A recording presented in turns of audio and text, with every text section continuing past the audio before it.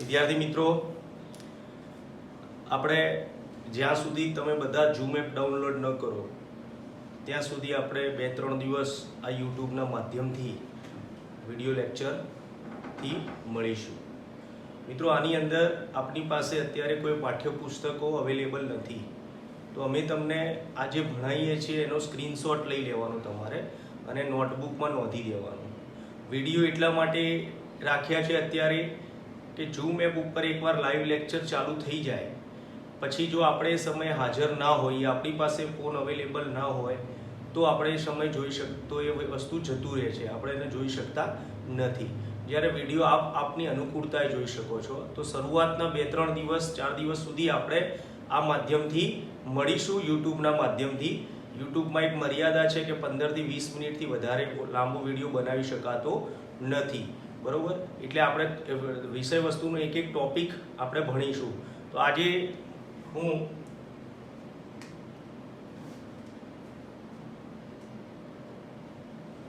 Basic concept of chemistry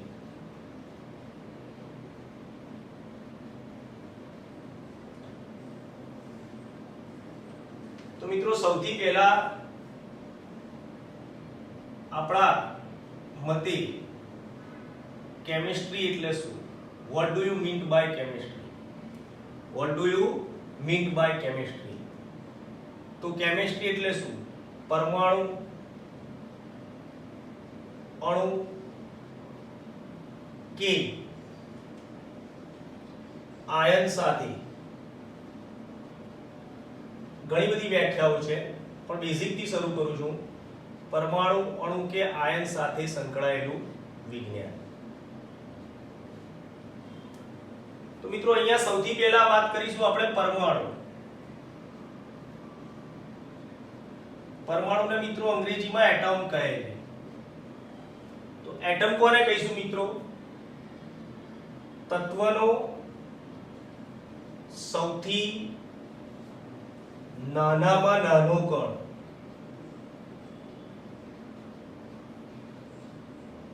કે જેને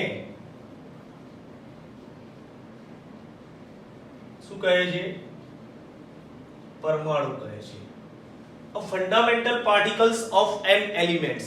A fundamental particles of an elements, it is called an atom. તત્વનો સૌથી નાનામાં નાનો કણ, જેને શું કહેવાય છે મિત્રો? પરમાણુ.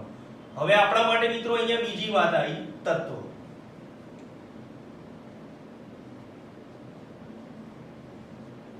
તત્વને મિત્રો ઇંગ્લિશમાં એલિમેન્ટ્સ કહે છે.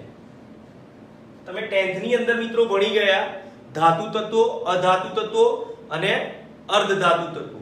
તો એ પૈકી આપણે જોઈશું એલિમેન્ટ્સ. તો એક જ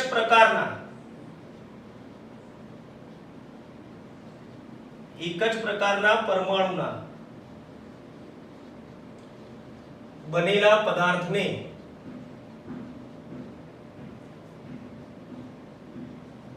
શું કહે છે? તત્વ કહે છે. જ્યારે બધા એક જ પ્રકારના પરમાણુ ભેગા થાય મિત્રો, ધારો કે અહીંયા ઓક્સિજન તત્વ છે, તો ઓક્સિજન તત્વની અંદર બધા જ પરમાણુ કોના હશે? ઓક્સિજનના હશે. આ ઓક્સિજન તત્વ છે મિત્રો, એની અંદર બધા જ પરમાણુ, a group of n atoms, elements is composed by same group of atoms. Elements is composed by same group of atoms. બધા એક જ પ્રકારના પરમાણુ ભેગા થાય મિત્રો તો કોની રચના કરે છે? તત્વની રચના કરે છે. હવે એક બાજુ કાર્બન તત્વ લઈ લઈએ મિત્રો, તો આની અંદર બધા જ પરમાણુ કોના હશે?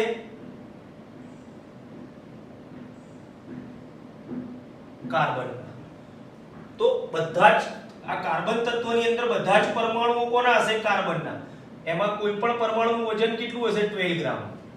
ઓક્સિજનના કોઈ પણ પરમાણુનું વજન કેટલું હશે? 16 ગ્રામ.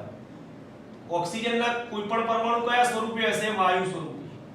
કાર્બન તત્વના કોઈ પણ પરમાણુ કયા સ્વરૂપે હશે મિત્રો? ઘન સ્વરૂપે. એટલે એક તત્વના પરમાણુ બીજા તત્વના પરમાણુથી કેવા પડે છે મિત્રો? જુદા પડે છે. ફરીથી એકવાર સમજાવું છું. એક જ પ્રકારના બધા પરમાણુ ભેગા થાય ત્યારે કોની રચના કરે છે? તત્વની રચના. ધારો કે ઓક્સિજન તત્વની રચના ક્યારે થાય? કે બધા ઓક્સિજનના પરમાણુઓ ભેગા થાય ત્યારે કોની રચના થાય? ઓક્સિજન તત્વની. જ્યારે બધા કાર્બન તત્વની રચના ક્યારે થાય? બધા જ કાર્બનના પરમાણુઓ શું થાય? ભેગા થાય ત્યારે. બરોબર. ઓક્સિજન તત્વની અંદર કોઈ પણ પરમાણુનું વજન કેટલું હશે? ઓક્સિજનનું 16 ગ્રામ. કાર્બન તત્વના કોઈ પણ પરમાણુનું વજન કેટલું હશે? 12 ગ્રામ. ઓક્સિજન તત્વ કયા સ્વરૂપે હશે? વાયુ સ્વરૂપે. ઓક્સિજન તત્વના બધા જ પરમાણુ કયા સ્વરૂપે હશે? વાયુ. જ્યારે કાર્બન તત્વના બધા પરમાણુ કયા સ્વરૂપે હશે? ઘન સ્વરૂપે. એક તત્વના પરમાણુ બીજા તત્વના પરમાણુથી બે બાબતે અલગ પડે મિત્રો, ગુણધર્મની દ્રષ્ટિએ અને વજનની દ્રષ્ટિએ. તો આ હતી વાત મિત્રો તત્વની. હવે નેક્સ્ટ વાત કરીશું આપણે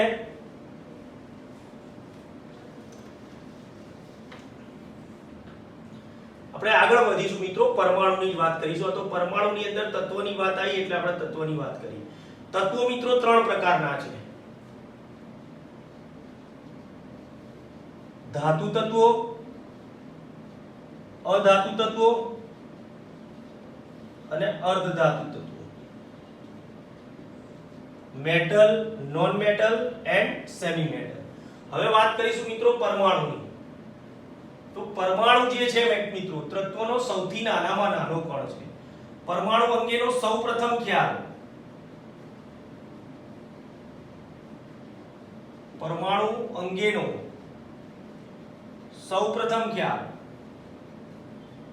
કયા વૈજ્ઞાનિકે આપ્યો તો? ડાલ્ટન. ડાલ્ટનના મતે આ પરમાણુ મિત્રો કેવો હતો? અવિભાજ્ય. According to Dalton atom was indivisible, કે જેનું વિભાજન થઈ શકે નહીં. પરમાણુને મિત્રો અંગ્રેજીમાં એટમ કહે છે. એટમ શબ્દ શેના ઉપરથી આવ્યો છે મિત્રો? ગ્રીક વર્ડ એટોમિયો. એટમ વર્ડ શેના ઉપરથી આવ્યો છે? એટોમિયો. એટોમિયોનો અર્થ શું થાય મિત્રો? ઇનડિવિઝિબલ, જેનું વિભાજન ન થઈ શકે. પરંતુ વાસ્તવમાં પરમાણુ કેવો છે મિત્રો? વાસ્તવમાં પરમાણુ કેવો છે મિત્રો? વિભાજ્ય છે. એનું કેટલા ભાગમાં વિભાજન થાય છે મિત્રો? બે ભાગમાં.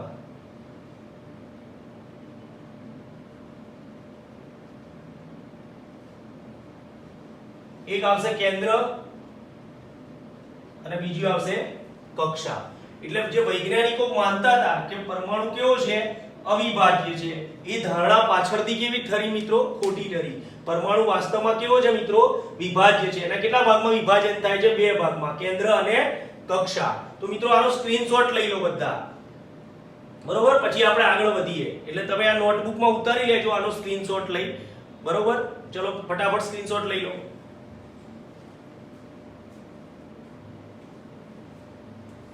હવે વાત કરીશું મિત્રો, પરમાણુની વાત પતી ગઈ.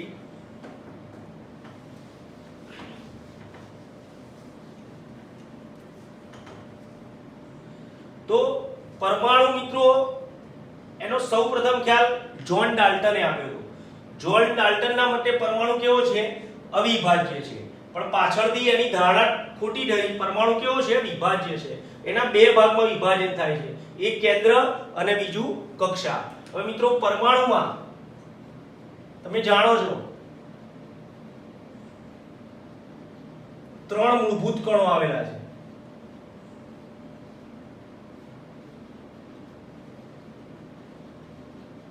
There are three fundamental particles of an atoms. કયા? એક પ્રોટોન કે જે ધન વીજભાર ધરાવે છે, ઇલેક્ટ્રોન કે જે ઋણ વીજભાર ધરાવે છે, ન્યુટ્રોન કે જે વીજભારની દ્રષ્ટિએ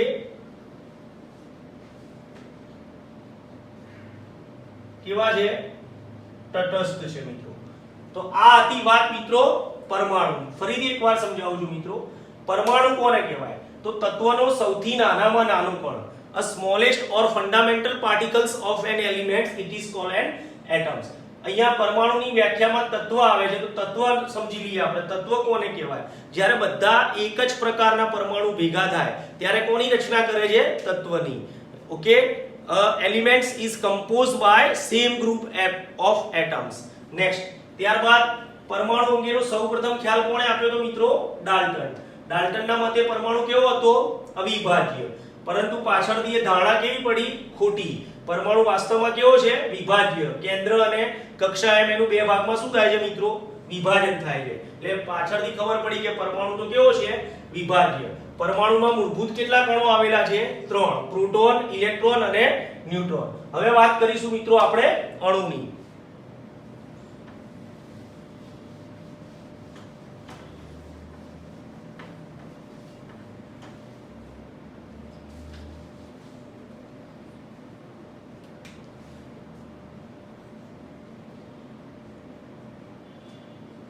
મિત્રો અણુને અંગ્રેજીમાં મોલેક્યુલ્સ કહેવાય છે. બરોબર? તો મોલેક્યુલ્સ ની વ્યાખ્યા સમજતા પહેલા આપણે એક ક્વેશ્ચન કરીશું. why do atoms combine with each other? why do atoms combine with each other? બે પરમાણુ એકબીજા સાથે શા માટે જોડાય છે? તો એનો જવાબ છે ટુ કમ્પ્લીટ ઓક્ટેટ. તમે ભણી ગયા મિત્રો, કોઈ પણ તત્વ એની બાહ્યતમ કક્ષામાં કેટલા ઇલેક્ટ્રોન પ્રાપ્ત કરવાનું વલણ ધરાવે છે? 8. આ 8 ઇલેક્ટ્રોન પ્રાપ્ત કરવા માટે કોઈ પણ બે પરમાણુ એકબીજા સાથે શું થાય છે? જોડાય છે. તો એના ઉપરથી આપણે અણુની વ્યાખ્યા આપીએ. બે તત્વના પરમાણુ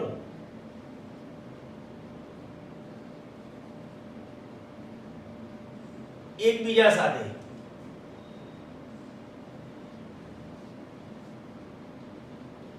રાસાયણિક સંયોગીકરણથી જોડાઈ જે નાનામાં નાનો કણ બનાવે છે તેને અણુ કહે છે. For example, oxygen. તમે ઓક્સિજનની ઇલેક્ટ્રોન રચના મિત્રો જોઈ ગયા 2 6. તો બાહ્યતમ કક્ષામાં ઓક્સિજનને કેટલા ઇલેક્ટ્રોન છે? 6. 1 2 3 4 5 6. એ રીતે બીજો ઓક્સિજન, એને પણ કેટલા છે? 6. 1 2 3 4 5 6. હવે આ બે પરમાણુ ના ઇલેક્ટ્રોન એકબીજા સાથે શું કરશે? ભાગીદારી કરશે. એટલે આ બે પરમાણુ એકબીજા સાથે શું થયા? જોડાયા. એટલે મેં અહીંયા લખ્યું છે why do atoms combine with each other? બે પરમાણુઓ એકબીજા સાથે શા માટે જોડાય છે? તો ટુ કમ્પ્લીટ ઓક્ટેટ. ચલો આનો અષ્ટક રચના પૂર્ણ થઈ ગઈ. ગણો 1 2 3 4 5 6 7 8. આમાં 8 ઇલેક્ટ્રોન થઈ ગયા. આનું ગણીએ આપણે 1 2 3 4 5 6 7 8. તો આ કોનો અણુની રચના થઈ મિત્રો? O2. ચલો એ રીતે આપણે જોઈશું F2. ફ્લોરિનની બાહ્યતમ કક્ષામાં કેટલા ઇલેક્ટ્રોન છે મિત્રો? 7. એની ઇલેક્ટ્રોન રચના કેટલી થાય? 2 7. હવે આને કેટલા જોઈએ અષ્ટક પૂર્ણ કરવા માટે? 1. ચલો એ રીતે બીજો ફ્લોરિન 1 2 3 4 5 6 અને 7. હવે આ બંને ભાગીદારી કરશે મિત્રો. તો જો આનો અષ્ટક રચના પૂર્ણ થઈ ગઈ 2 2 4 2 6 2 8. 2 2 4 2 6 2 8. તો આ કોઈ અણુની રચના થઈ મિત્રો F2. અને કયો બંધ બનાવ્યો મિત્રો? સહસંયોજક બંધ. O2 અને F2 ના અણુઓ કયા બંધથી જોડાયેલા છે?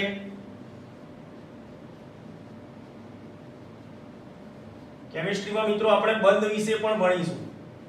કયા બંધથી જોડાયા છે મિત્રો? સહસંયોજક બંધ, જેને ઇંગ્લિશમાં મિત્રો કહે છે કોવેલેન્ટ બોન્ડ. બરોબર? અહીંયા રાસાયણિક સંયોગીકરણ એટલે કે રાસાયણિક બંધ. ફરીથી એકવાર સમજાવું છું મિત્રો. બે તત્વના પરમાણુ એકબીજા સાથે કઈ પ્રક્રિયાથી જોડાય? રાસાયણિક. અને કોની રચના કરે છે? અણુની. ઓક્સિજનની બાહ્યતમ કક્ષામાં કેટલા ઇલેક્ટ્રોન છે? 6. આ રીતે આ ઓક્સિજનની બાહ્યતમ કક્ષામાં કેટલા ઇલેક્ટ્રોન છે? 6.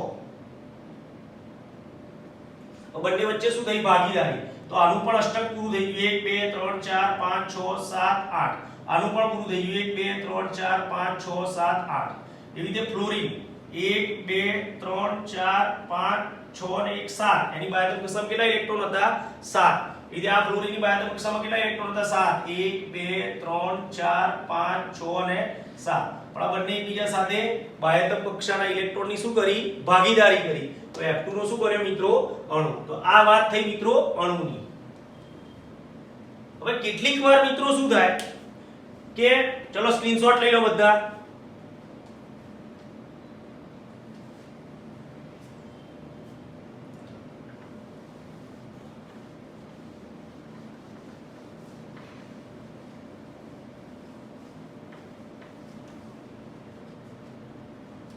હવે વાત કરીશું આપણે આયનની આયન ક્યારે બને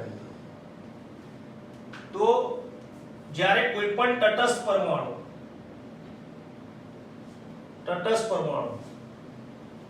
સ્થાયી ઇલેક્ટ્રોન રચના પ્રાપ્ત કરવા સ્થાયી એટલે કે મિત્રો ટુ કમ્પ્લીટ ઓક્ટેટ આઠડો પૂરો કરવા માટે સ્થાયી ઇલેક્ટ્રોન રચના પ્રાપ્ત કરવા કાં તો ઇલેક્ટ્રોન ગુમાવી ધન આયનમાં અથવા ઇલેક્ટ્રોન મેળવી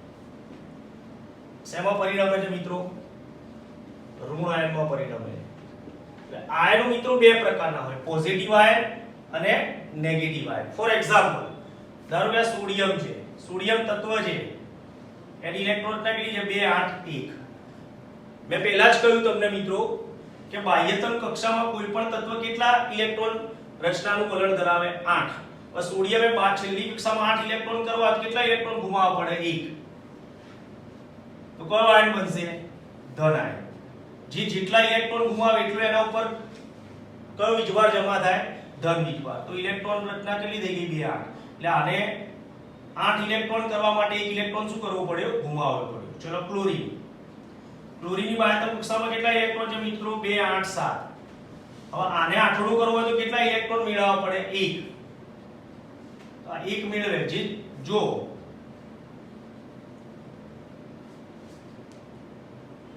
જ્યારે કોઈ પણ તટસ્થ પરમાણુ ઇલેક્ટ્રોન ગુમાવે તો એ ધન આયનમાં પરિણમે અને કોઈ પણ તટસ્થ પરમાણુ ઇલેક્ટ્રોન મેળવે તો શેમાં પરિણમે ઋણ આયનમાં હવે આ ધન આયનમાં પરિણમ્યો મિત્રો અને આ ઋણ આયનમાં પરિણમ્યો તો આ ધન આયન અને ઋણ આયન વિરુદ્ધ વીજભાર વચ્ચે શું થાય મિત્રો આકર્ષણ થાય તો કયો બંધ બને મિત્રો આયોનિક બંધ કયો બંધ બનશે મિત્રો આયોનિક બંધ ફરીથી એકવાર આ કેમિસ્ટ્રીની એક ડેફિનેશન મિત્રો આપણે અહીંયા પૂરી કરી પરમાણુ અણુ કે આયન સાથે સંકળાયેલું વિજ્ઞાન પહેલા આપણે પરમાણુ વિશે જોયું પછી આપણે અણુ વિશે જોયું હવે આપણે જોઈશું આયન વિશે તો આ કેવો છે મિત્રો તટસ્થ પરમાણુ તટસ્થ એટલે એના ઉપર કોઈ ચાર્જ નથી પ્લસ કે માઈનસ હવે એને અષ્ટક રચના પૂર્ણ કરવી હોય તો આને એક ઇલેક્ટ્રોન શું કરવો પડે ગુમાવવો પડે તો એ શેમાં પરિણમશે ધન આયનમાં આને અષ્ટક રચના પૂર્ણ કરવી હોય તો આને એક ઇલેક્ટ્રોન શું કરવો પડે મેળવશે તો એ ઋણ આયનમાં પરિણમશે પછી બંને ધન આયન અને ઋણ આયન વચ્ચે શું થશે આકર્ષણ તો કયો બંધ બને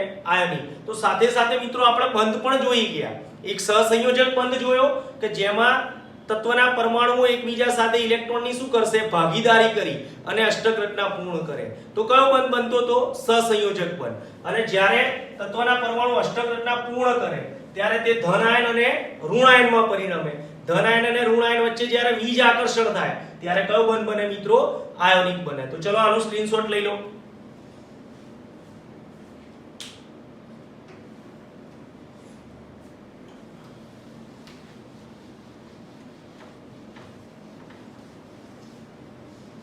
ચલો મિત્રો હવે આગળ રસાયણ વિજ્ઞાનની શાખાઓ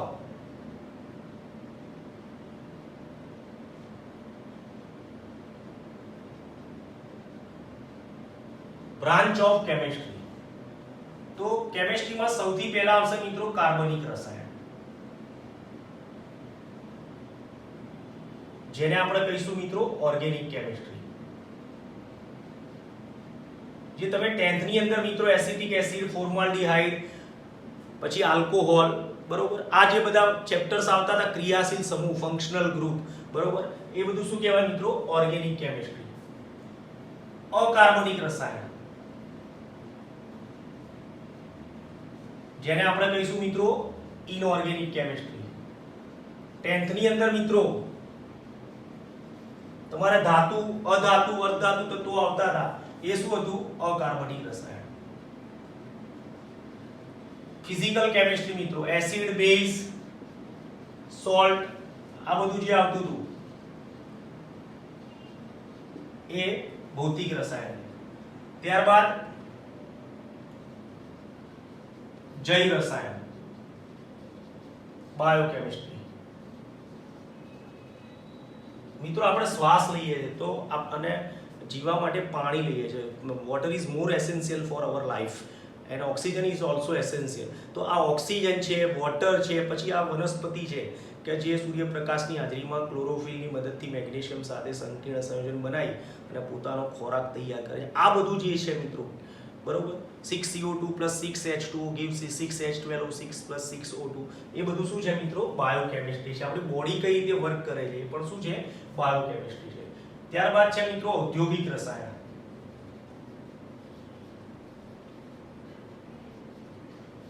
જેને આપણે શું કહીશું મિત્રો? Industrial chemistry. જે પોલિમર આવતું હતું તમારે નાયલોન, બેકેલાઇટ એ બધું ઇન્ડસ્ટ્રીયલ કેમિસ્ટ્રી આવે. ત્યારબાદ છે મિત્રો વૈશ્લેષિક રસાયણ,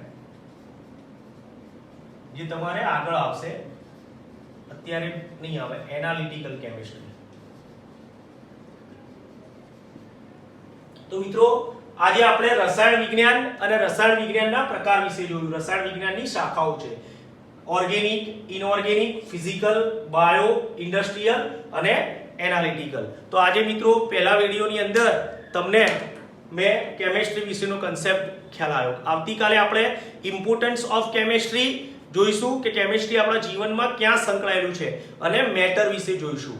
ઓકે, તો આટલે સુધી રાખીએ છીએ. આનો પણ સ્ક્રીનશોટ લઈ લો મિત્રો.